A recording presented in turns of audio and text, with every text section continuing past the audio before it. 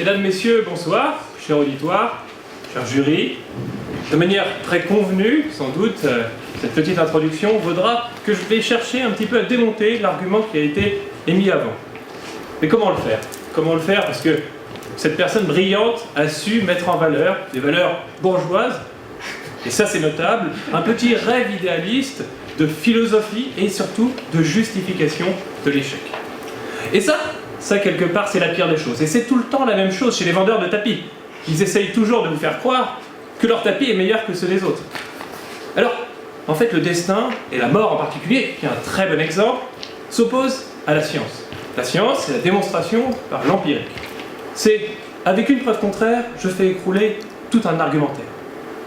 Le destin, ça serait une justification suprême à un parcours prédestiné. Ma mère y croit. Et c'est important que des gens essayent de se complaire de quelque chose qui existerait. Mais une solution simple à un problème, c'est le rasoir d'Occam en science. La loi du rasoir d'Occam. Une solution unique à tous les problèmes, ça s'appelle Dieu. C'est tout simple, c'est une croyance.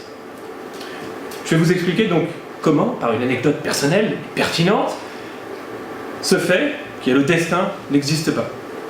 Premièrement, déjà, la mort. La mort repose en réalité entièrement sur le libre arbitre. Si à un moment vos cellules s'éteignent, parce qu'elles meurent, et qu'en vous il n'en reste plus suffisamment pour vivre, alors vous décédez.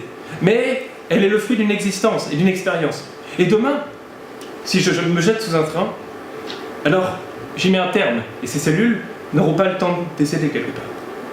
Ensuite, comme je vous l'ai dit, ma mère était persuadée que j'allais devenir médecin.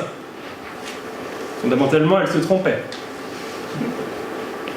Et elle se trompait, mais avait un rêve pour nous.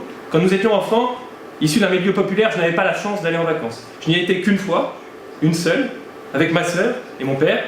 Nous sommes allés en Égypte. Ma mère voulait nous faire découvrir quelque chose, une chaleur, une ambiance. Et ce rêve, elle le vivait à travers nos yeux. L'important pour elle, ce n'était pas de s'amuser ou peut-être de visiter quelque chose, mais simplement que nous nous rendions compte qu'ailleurs il existe autre chose. Et surtout, qu'on est libre de décider de sa propre destinée. En tout cas, quand on est dans un pays comme le nôtre, où on étudie de grands philosophes au lycée. Alors voilà, nous nous couchions avec ma sœur. Ce fut un peu dur de nous coucher, parce que, vous le savez, les enfants excités, énervés, contents par un nouvel Eldorado, qui est un nouveau pays, c'est difficile de les mettre au lit. Alors nous nous endormîmes avec ma sœur. Et là, une émotion un peu particulière, un bruit sourd, puis le bruit des sirènes, vous savez, celles qu'on a dans les films aussi quelque part, des cris, tout ça est très vague. Tout ça est très vague, j'avais 14 ans, c'était en 2012. Et puis, moi et ma sœur, nous nous réfugiâmes dans la chambre de mes parents. Enfin, pour être exact, ma mère n'y était pas. Ma mère n'y était pas, mais pourquoi? Aucune réponse. Là, le sentiment qui m'envahit aujourd'hui, il est indescriptible. En réalité, je ne sais pas. J'ai eu la réponse des années plus tard. Est-ce le destin que ma mère soit sortie ce soir-là? En réalité, je le comprenais au fur et à mesure, quand les pompiers sont venus après, pour que mon père identifie ma mère. Ma mère, depuis des années, voulait nous montrer ce que c'était qu'une famille parfaite. Vous le savez, on l'entend tous, hein, la fameuse famille parfaite, un scénic, une maison, un chien. Nous avions tout. Mais ce qu'on ne savait pas, c'est les violences, l'impossibilité de dormir avec son propre mari, et surtout de faire semblant devant les enfants, constamment. Donc ce soir-là, si ma mère ne fut pas avec nous, et ne fut plus avec nous, elle put profiter de nous voir une dernière fois jouer, et profiter de son rêve à elle, qui était de découvrir autre chose. Ces vendeurs de tapis, jolis au demeurant peut-être, mais c'est la même idée, c'est toujours la même idée.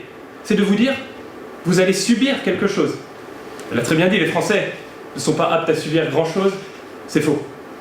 En science, on est parfaitement capable, et l'astrologie le prouve, l'effet Barnum, en est une démonstration empirique, on peut vous convaincre de tout ce qu'on vous fait passer comme message, si la volonté est plus grande derrière que ce que vous pourrez construire. J'échoue à ceci, il y a forcément une raison logique qui n'est pas l'énergie que j'y ai mis pour le construire. Aujourd'hui et demain, je ne serai pas médecin, et ma volonté a été tout autre, de me tourner vers une science qui est sociale, parce que l'humain, j'y crois profondément. Je crois dans l'humain parce qu'il peut tout changer s'il prend son propre destin en main, sa propre destinée. Prendre sa destinée en main, en réalité, c'est un contresens dans la phrase. Par principe, on ne pourrait pas le prendre. Alors, ne décidez pas de mourir, de vous envahir par quelque chose que vous ne contrôlerez pas. Essayez d'imposer aux autres votre vision, votre idée, et construisez ce que plus tard les gens appelleront pour moi un destin tout tracé. Merci.